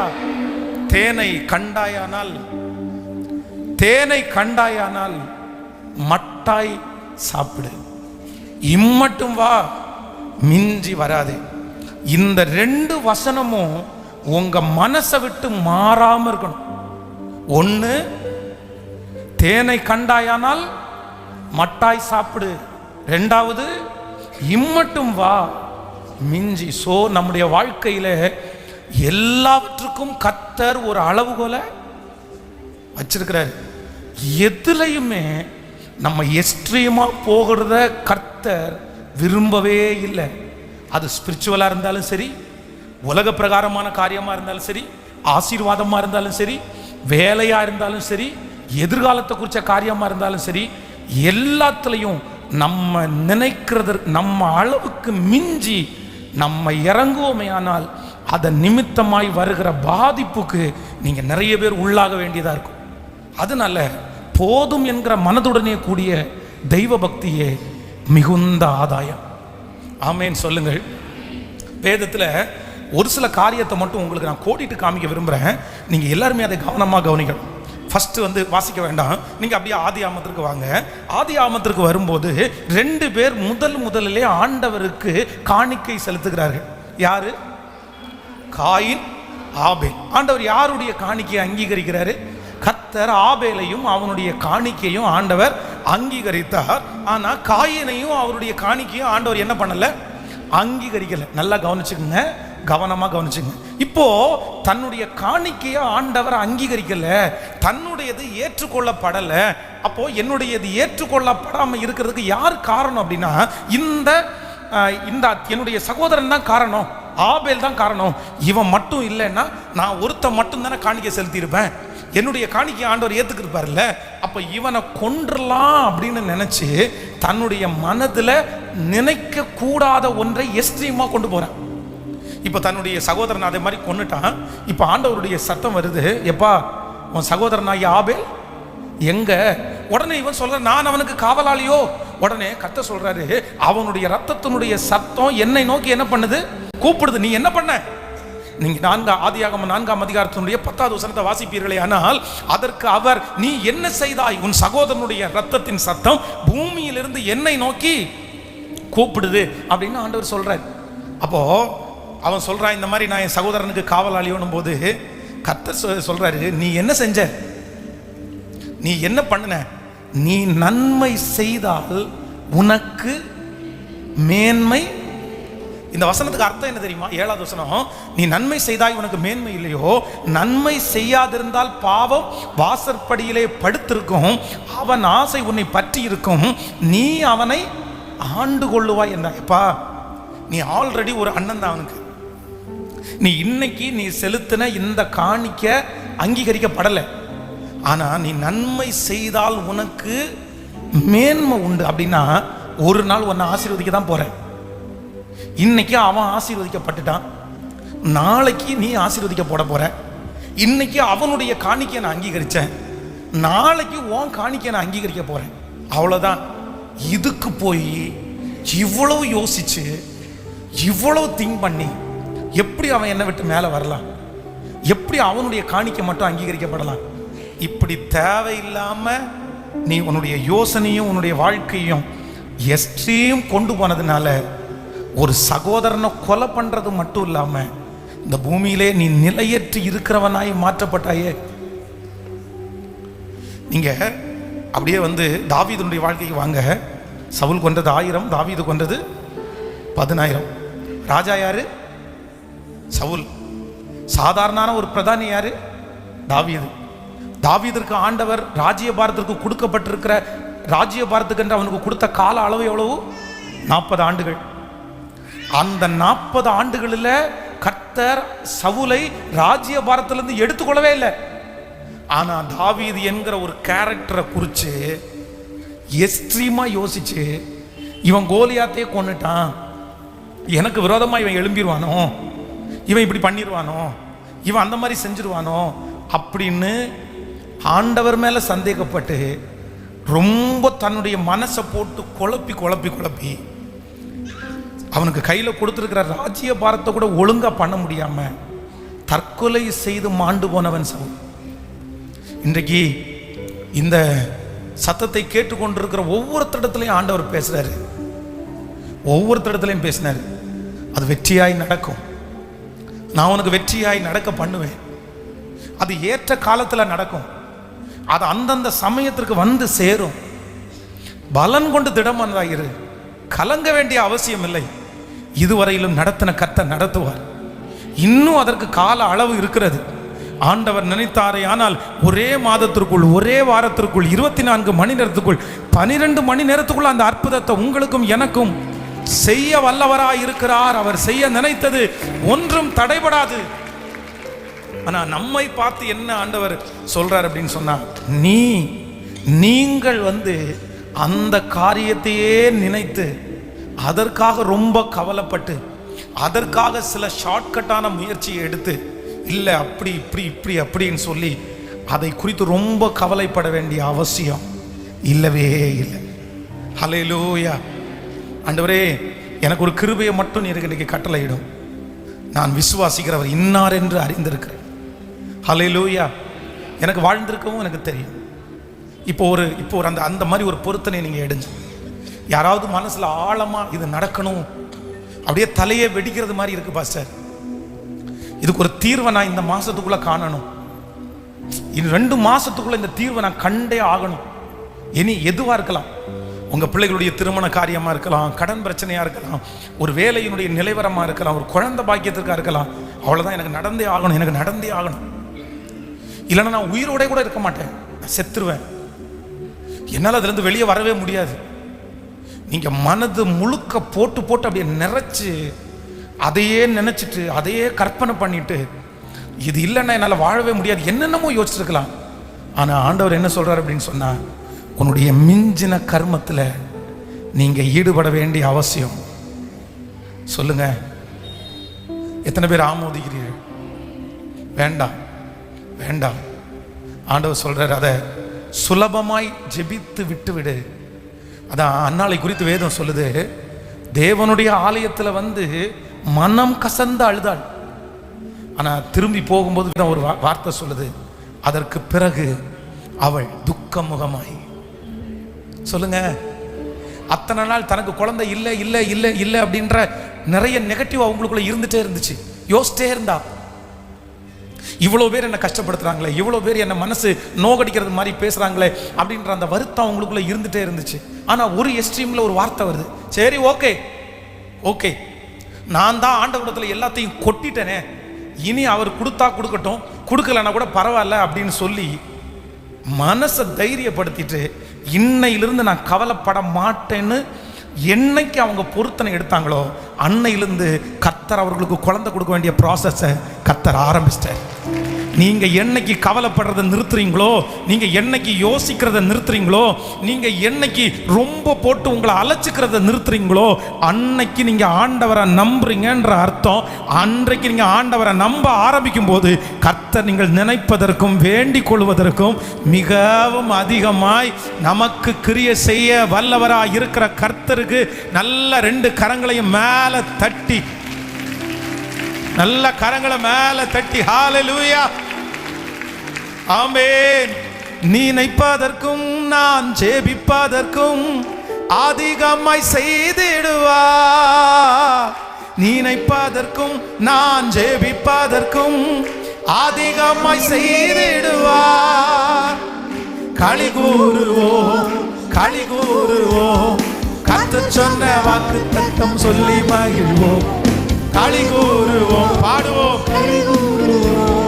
கவலைகள் மறந்து களி கூறுவோம், கைதட்டி பாடி இருப்போம், கர்த்தர் சமூகத்தில் களி கூறுவோம். எல்லாரும் கைதட்டி பாடி இருப்போம், கர்த்தர் சமூகத்தில் களி கூறுவோம். பயப்படாதே, உன்னை மீட்டுக் கொண்டேன், எனக்கே நீ சொந்தம் என்றார். பயப்படாதே, உன்னை மீட்டுக் கொண்டேன், எனக்கே நீ சொந்தம் என்றார். களி கூறுவோம் களி கூறுவோம், கர்த்தர் சொன்ன வாக்கு தத்தம் சொல்லி மகிழ்வோம். களி கூறுவோம், கவலைகள் மறந்து களி கூறுவோம், கைதட்டி பாடி மகிழ்ந்திருப்போம், கர்த்தர் சமூகத்தில் களி கூறுவோம், கைதட்டி பாடி மகிழ்ந்திருப்போம். விசுவாசத்தோடு சொல்லுவோம், நன்மையும் கிருபையும் நன்மையும் கிருபையும் நம்மை தொடரும் ஜீவனுள்ள நாட்கள் எல்லாம். நன்மையும் கிருபையும் நம்மை தொடரும் ஜீவனுள்ள நாட்கள் எல்லாம். சொல்லுவோம், ஹalleluya சொன்ன வாக்குத்தத்தம் சொல்லி மகிழ்வோம். பாடிக்கொண்டிருக்கும் போது சத்தத்தை கேட்கிற ஒவ்வொரு பிள்ளைகள் மேலும் கவலைகள் மறந்து களி கூறுவோம், கைதட்டி பாடி மகிழ்ந்திருப்போம், கர்த்தர் சமூகத்தில் களி கூறுவோம், கைதட்டி பாடி மகிழ்ந்திருப்போம், கர்த்தர் சமூகத்தில் களி கூறுவோம். ஹalleluya. தொடர்ச்சியா காலதாமதம் ஆகும்போது, நம்ம நினைச்சதெல்லாம் தடைகள் மேல தடைகளாய் வரும்போது, சிலருடைய மனசுல வந்து இந்த நெருகலான ஒரு சிச்சுவேஷன் வருகிறது. உண்மைதான், அதான் நினைச்சதெல்லாம் ஒரு வருஷத்துல நடந்துச்சுன்னா பரவாயில்ல, ஒரு 2 வருஷத்துலயாவது நடந்துச்சுன்னா பரவாயில்ல. ஆனா அநேக வருடங்கள் வந்து அப்படியே டிராவல் பண்ணும்போது நிறைய பேருடைய மனசுக்குள்ள அவிசுவாசமும் யோசனையும், நாளைக்கு என்ன பண்ணுவேன் என்ன செய்வேன் அப்படின்ற எண்ணங்கள் உங்களுக்குள்ள வருகிறது. உண்மைதான். ஆனால் உண்மையாக பரிசுத்தவான்கள் நமக்கு கற்றுக் கொடுக்குற பாடம் என்ன அப்படின்னு சொன்னால், உன்னையே பிடிச்சிட்டு இது எனக்கு கண்டிப்பாக வேணும், இது நடந்தாதான் நான் சந்தோஷமா இருப்பேன், இது கிடைச்சாதான் நான் சந்தோஷமா இருப்பேன், இது கிடைச்சாதான் நான் சந்தோஷமா வாழுவேன் அப்படின்னு நினைக்கிறத விட்டுட்டு இப்போ கொடுக்கறதுல, இப்போ கொடுத்ததுல, இப்போ தர்றதுல மனரம்யமா வாழ்ந்து சந்தோஷமாய் வாழ்ந்து கண்டிப்பா நான் நினைச்சதையும் வேண்டதுக்கும் அதிகமா ஒரு நாள் அவர் எனக்கு தருவார் அப்படின்ற விசுவாசத்தோட காத்திருக்கிறது தான் பரிசுத்தவான்கள் நமக்கு கற்றுக் கொடுத்த ஒரு பெரிய பாடம். இதுல யார் உண்மையா இருக்கிறாரோ கண்டிப்பாக அவர்கள் வெட்கப்பட்டு போவது இல்லை. கண்டிப்பாக ஏற்ற நாளில் கர்த்தர் தருவார். ஸோ முதல்ல இருக்கிறதுல நமக்கு என்ன வேணும் அப்படின்னா, இந்த மனரம்யன்றது ரொம்ப அவசியமானது ஒன்று. இல்லாத ஒரு வாழ்க்கையை நினைச்சு துக்கப்பட்டு வாழ்றதை விட, இல்லாத ஒரு உயர்வை நினைச்சு கவலைப்பட்டு வாழ்வதை விட, கர்த்தர் கொடுத்த, கர்த்தர் ஆசீர்வதித்த இந்த வாழ்க்கையை சந்தோஷமா வாழ்வது தான் ஆண்டவர் நமக்கு கொடுக்குற பெரிய வெற்றி. ஹல்லேலூயா. நான் அவங்கள மாதிரி இல்லை, இவங்கள மாதிரி இல்லைன்னு நினைச்சு நம்ம வாழ்றதை நிறுத்திடுவோம். ஒரு வாழ்க்கை வாழ்வோம். ஆண்டவரே எனக்கு ஒரு கிருபையை தாரும் ஆண்டவரே, இருக்கிற இந்த வாழ்க்கையை, கொடுத்திருக்கிற இந்த வாழ்க்கையை எவ்வளவு மகிழ்ச்சியா, எவ்வளவு சந்தோஷமா உங்களுக்குள்ள நான் வாழ முடியுமோ அந்த கிருபையை எனக்கு தாருங்கன்னு இன்னைக்கு நீங்க கேளுங்க. நீங்க தான் லீடர், நீங்க தான் தலைவி, நீங்க தான் தலைவன், நீங்க தான் ஆண்டவருடைய பிள்ளை, நீங்க தான் உண்மையான கிறிஸ்தவர்கள், நீங்க தான் ஆண்டவருடைய வேதத்தை சுமக்கிற உண்மையான சாட்சிகள்.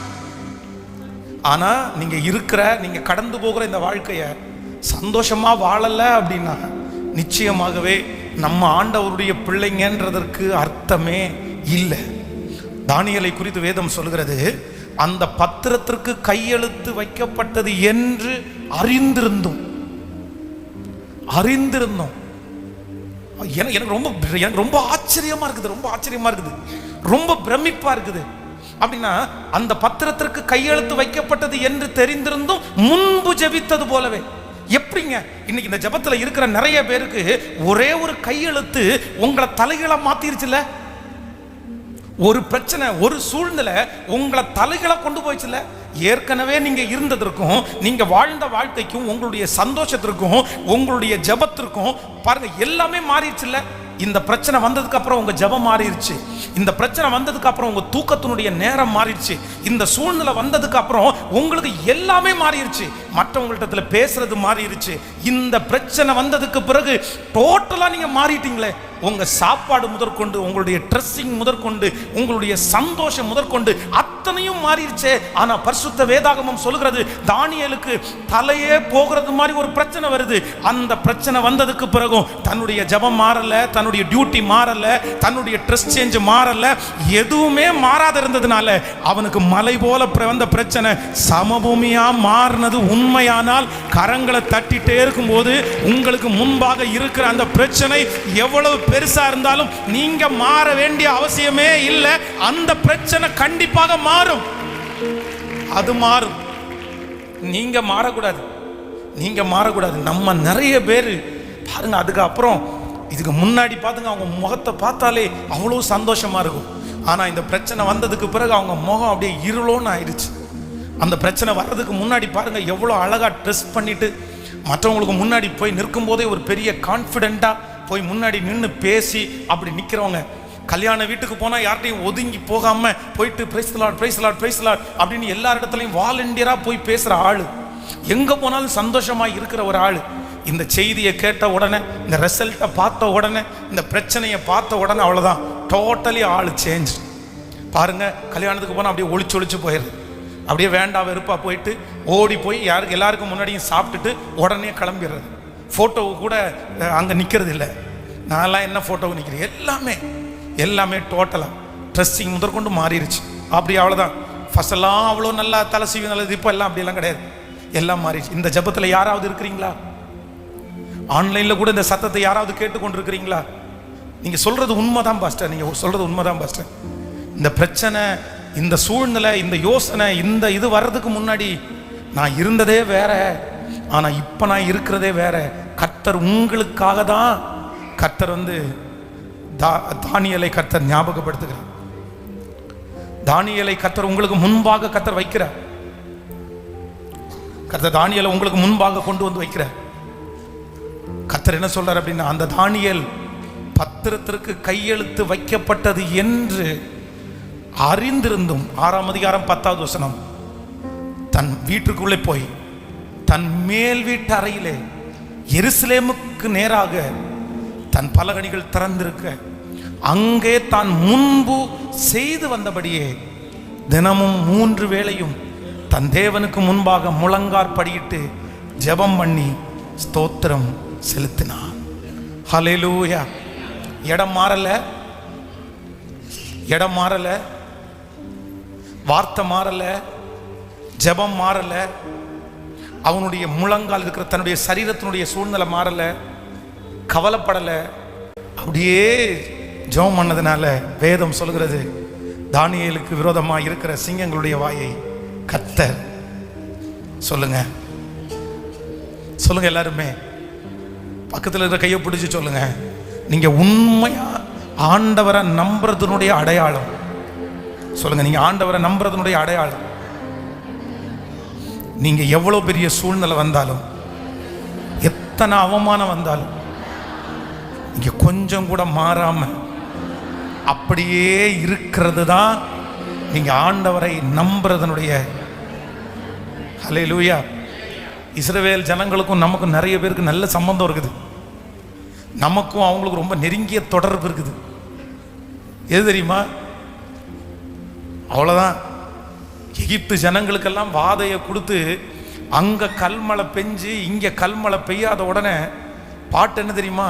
சந்தோஷம் பொங்குதே, சந்தோஷம் பொங்குதே, வழி தப்பி நான் திரிந்தேன், பாவ வழிகளில் தலைந்தேன், ஆனால் இயேசு கைவிடார், தானாய் வந்து ரட்சித்தார், அந்த இன்ப இயேசு எந்தன் சொந்தமானாரே, சந்தோஷம் பொங்குதே. அவ்வளோ மகிழ்ச்சியாக பாடிட்டாங்க. ஏன்னா அவ்வளோதான். இங்கே நின்று பார்த்தா இந்த பக்கம் கல்மழை பெஞ்சிருக்கு, இந்த பக்கம் கல்மழை. நயா தேவன், எங்கள் தேவன் தான் பெரிய தேவன், எங்கள் தேவன் தான் பலத்த தேவன். ஆனால் அங்கே போய் எல்லாவற்றையும் முடிச்சு செங்கடலுக்கு முன்னாடி கொண்டு வந்து நிறுத்துறாரு. பின்னாடி பார்வோனுடைய சேனை, முன்னாடி செங்கடல். அப்படியே இதுக்கு முன்னாடி ஒரு 15 நாளைக்கு முன்னாடி தானே சந்தோஷம்னு பாட்டு பாடுறீங்க. இப்போ அவ்வளோதான்.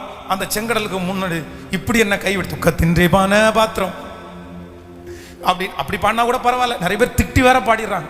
உங்களுக்கு கண்ணு இருக்கா ஆண்டவரே, காது இருக்கா ஆண்டவரே, இந்த வனாந்தரத்தில் எங்களை அழிக்கிறதற்காக கொண்டு வந்தீங்க, எங்களுக்கு அங்கே பிரேத குழிகள் இல்லையா?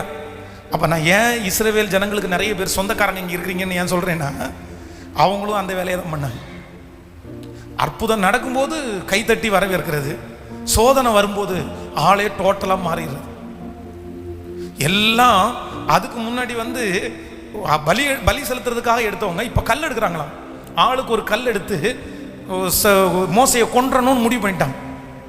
அப்போ இன்றைக்கு ஒரு தீர்மானம் எடுங்க, ஆண்டவரே எனக்கு ஒரு கிருபையை தாரு.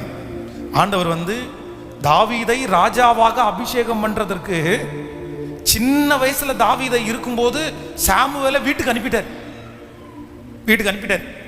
இவன் குட்டி பையன், இவங்க அம்மா அப்பா அதை யோசிக்கவே இல்லை. இப்போ சாமுவேல் வந்து எப்பா இஸ்ரவேல் ஜனங்கள் எல்லாம் கர்த்தர் உன்னை என்ன பண்ணிட்டாரு, ராஜாவா அபிஷேகம் பண்ணிட்டாருன்னு சொல்லி தைல குப்பியா அவன் தலை மேல வாத்து எல்லாம் முடிஞ்சிச்சு. ஆனா அபிஷேகம் பண்ணுனா அடுத்த நாளே நான் ராஜா, அவ்வளவுதான், இனி ஆடை மேய்க்க மாட்டேன், என்னை கொண்டு போய் சவுல் முன்னாடி விடுங்க நான் சொன்னாங்க. இல்லவே இல்லை. அதுக்குன்னு ஒரு காலம் வரும், அதற்குன்னு ஒரு நேரம் வரும். அவ்வளவுதான். என்ன ராஜாவா அபிஷேகம் பண்ணிட்டாருன்னு உடனே நான் என்ன பண்ணிட மாட்டேன். நம்மளா இருந்தா என்ன பண்ணுவோம்? ஹலோ, நிறைய பேருக்கு தீமையும் வந்துடக்கூடாது, நன்மையும் வந்துடக்கூடாது. இந்த மாதிரி ஏதாவது ஒன்று நடந்துச்சுன்னா ஆளே டோட்டலாக சேஞ்ச் ஆயிடுவாங்க. என்ன சாதாரணம் நினச்சிட்டு இருந்தீங்களா? நான்லாம் இனி ஆடு மேய்க்கிறதுக்கெல்லாம் போக மாட்டேன், நான்லாம் இனி அங்கே போக மாட்டேன், என்னை விட்டுருங்க. என்னை வந்து கர்த்தர் வேற விதமாக கொண்டு போறாருன்னு. ஆனால் சவுலுக்கு முன்னாடி, கோலியாத்துக்கு முன்னாடி தாவீது நிற்கும் போது அவனுடைய அண்ணன் தம்பி அவனை பார்த்து என்ன சொல்றாங்க தெரியுமா?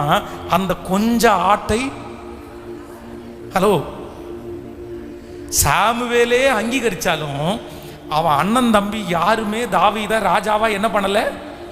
அவங்க அப்பா ஏதோ விளையாட்டுத்தனமா வந்து அபிஷேகிச்சுட்டு போறாரு, சரி விடு, நீ தொடர்ந்து அந்த ஆடுகளே மேய்ச்சிட்டுன்னு திரும்பவும் அந்த பணியை தான் செஞ்சுட்டு இருக்கிறாரு.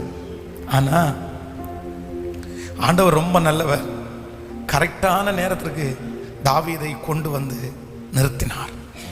ஆண்டவருடைய பிள்ளைகளே, தேவன் உங்களுக்காக ஆயத்தம் பண்ணி இருக்கிறது, தேவன் உங்களுக்காக கொடுக்க போகிற அந்த காரியத்தை கர்த்தர் ரொம்ப அழகா நேர்த்தியா வச்சிருக்கிறாரு.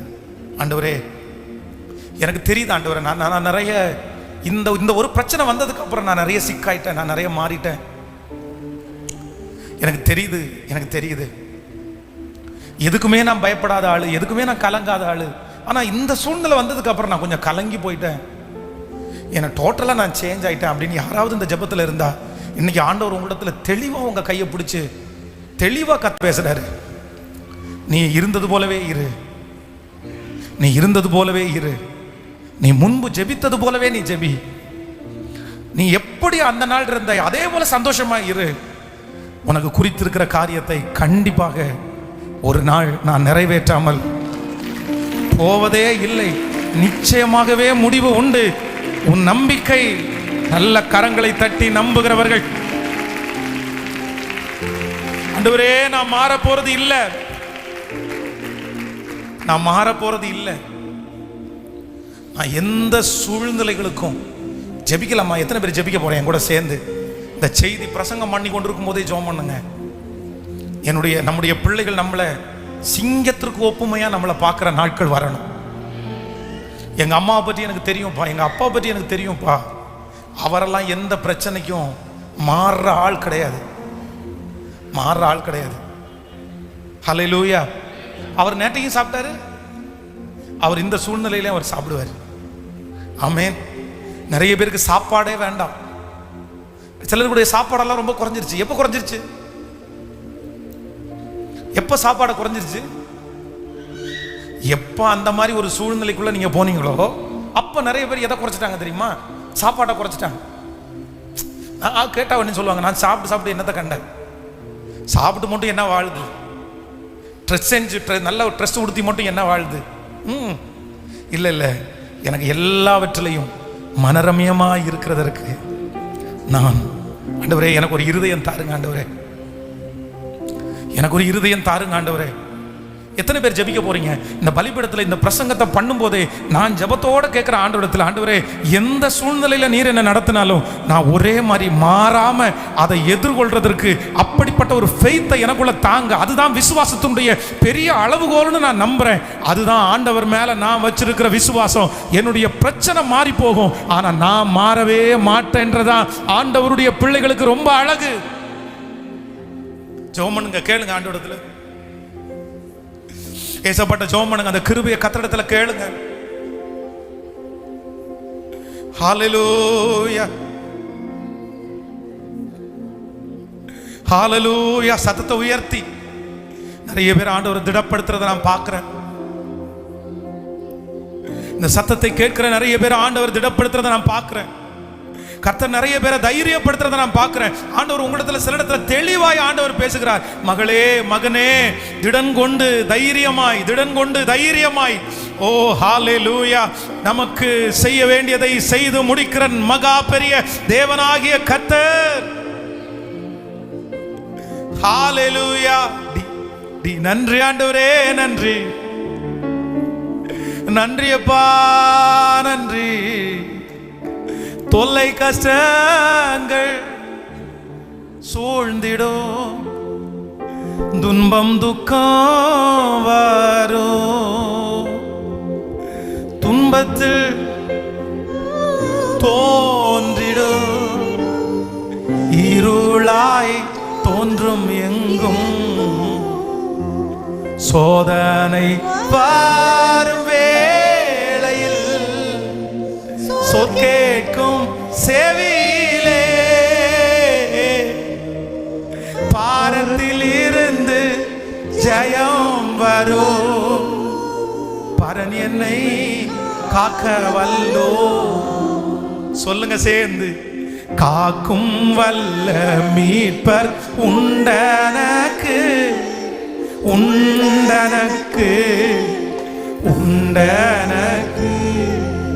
காக்கும் வல்ல மீட்பர் உண்டனக்கு காத்திடுவார் என்றுமே, காத்திடுவார் என்றுமே. என்ன வந்தாலும் நம்புவே என் மீட்பரை. யார் கைவிட்டாலும், யார் கைவிட்டாலும் பின் செல்வே எனது இயேசுவை. சொல்லுங்க. ஆகல ஆழ உயரமா எவ்வளவு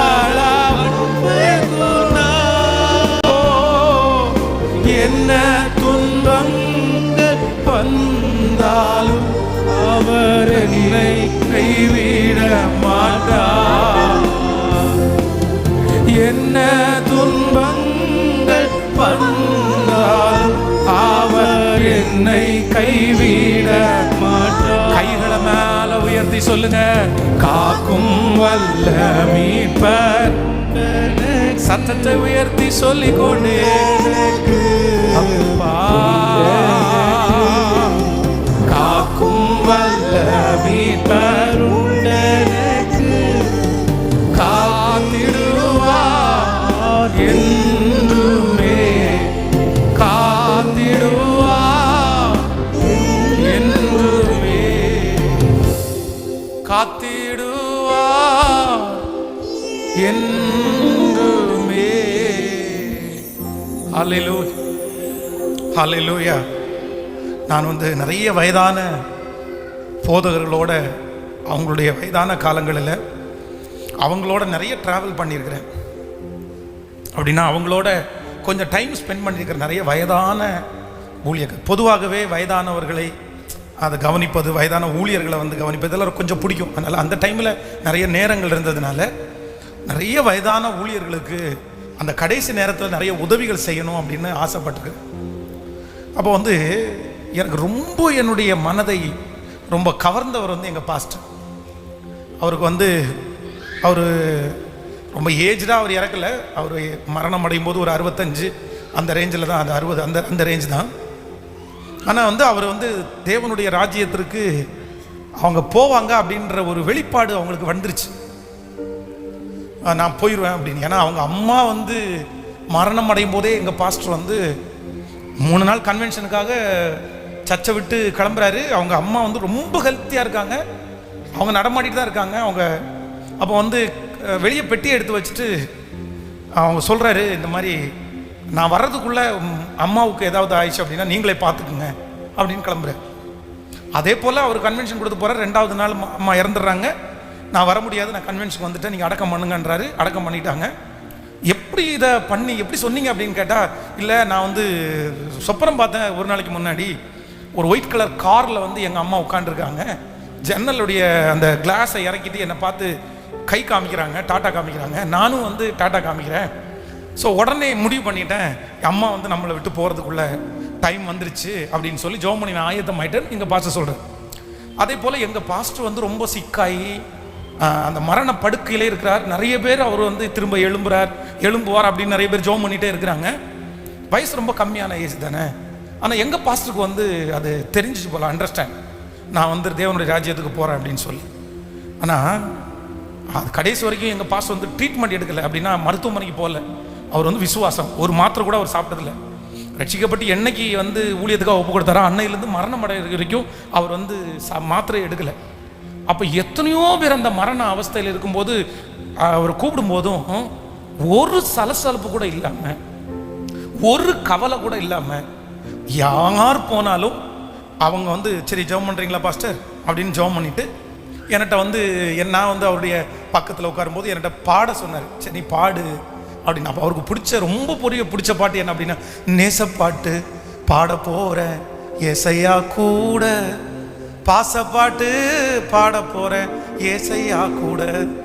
லாஸ்ட்டாக அவர் கன்வென்ஷன் வைக்கும்போது இந்த நேசப்பாட்டு பாட்டு அப்போ தான் ரிலீஸ் ஆகுது.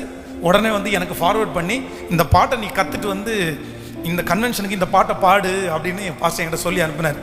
அவருக்கு ரொம்ப பிடிச்ச பாட்டு அந்த பாட்டு தான்.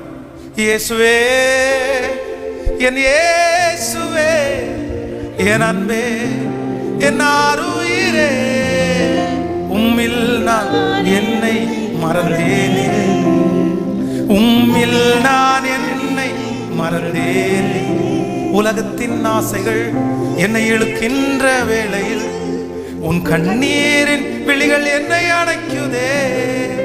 ரொம்ப அழகான பாடல். ஸோ இந்த பாட்டை கண்டினியூவாக பாடிட்டு இந்த பாட்டோட சேர்ந்து அப்படியே பாடிட்டே இருக்கிறேன். அப்படி அவருடைய முகத்தில் ஒரு சந்தோஷம், அவ்வளோ ஒரு ஆனந்தம். அந்த ஆராதனை அப்படியே ரசித்து ரசித்து ரசித்து எழும்பி உட்கார முடியாது, படுத்த படுக்கையாக இருக்கிறாங்க. ரொம்ப நாள் மரணத்தினுடைய விளிம்பில் இருக்கிறாங்க. ஆனால் ஒரு துக்கம் கூட இல்லாமல் அப்படியே தேவராஜ்யத்திற்கு கண்ணை மூடிட்டாங்க. அப்போது இவங்க எல்லாம் கற்றுக் கொடுத்த ஒரு பெரிய பாடம் என்ன அப்படின்னு சொன்னால், அவர்கள் எவ்வளோ பெரிய போராட்டமான ஒரு சூழ்நிலையில் தாங்கக்கூடாத ஒரு பலவீனத்தின் மத்தியிலையும் அந்த வலியின் மத்தியிலையும் அவங்க எக்காரணம் கொண்டும் மாறவே இல்லை.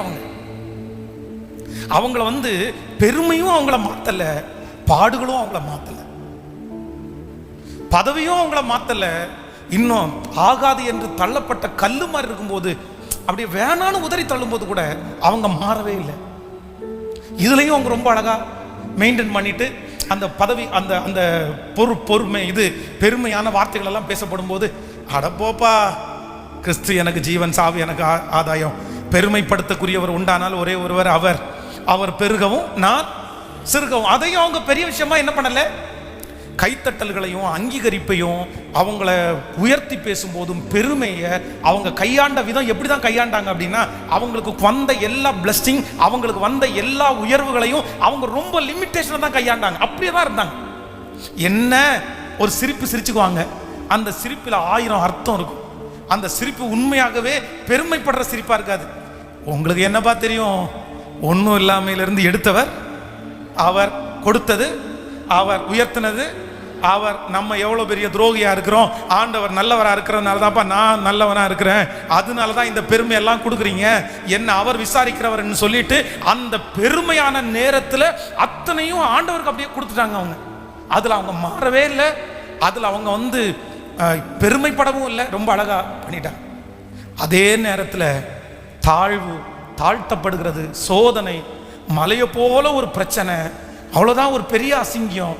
இது வந்த போதிலும் அவங்க என்ன சொன்னாங்க அப்படின்னு சொன்னா, சரி பரவாயில்ல, ஆண்டவரே எவ்வளோ சகிச்சாரு, நம்ம அதை சகிக்க வேண்டாமா, அவரோடு கூட பாடுகள் சகிப்போமே, ஆனால் அவரோடு கூட ஆளுகையும் செய்வோம்.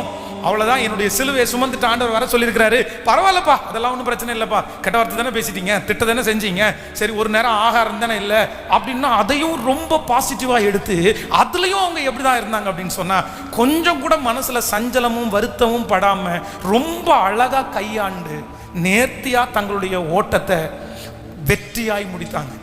ஹாஸ்பிட்டலுக்குள்ளே போகும்போதும், பெட்டுக்கு போகும்போதும், சோதனைக்குள்ளே போகும்போதும் அவங்களுடைய சந்தோஷமும் அவங்களுடைய சிரிப்பும் அவங்களுடைய விசுவாசமும் 1% கூட என்ன பண்ணலை, மாறவே இல்லை. ஆனால் இன்றைக்கு இந்த சத்தத்தை கேட்கிற யாரோ ஒருத்தரிடத்துல ஆண்டவர் கேட்குறாரு, நீங்க நீங்க நீங்க நீங்க அப்படிதான் இருக்கிறீங்களா? இல்லை இந்த ஒரு பெரிய புயல் உங்கள் வாழ்க்கையில் அடித்ததுக்கு பிற்பாடு நீங்களாகவே இல்லையா? நீங்களாகவே இல்லையா? இன்றைக்கு இந்த உபவாச ஜெபத்தில் ஆண்டவர் உங்களிடத்தில் பேசுகிறார். பிள்ளைகளை கொடுத்தவர் அவர், பிள்ளைகளை கொடுத்தவர் அவர்.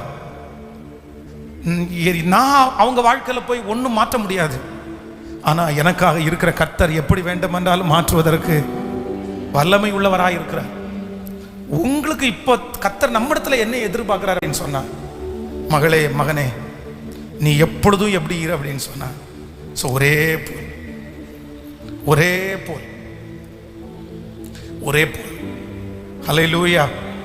எல்லாவற்றையும் கையாளக்கூடிய கிருபையை கர்த்தர் எனக்கு தந்திருக்கிறார்.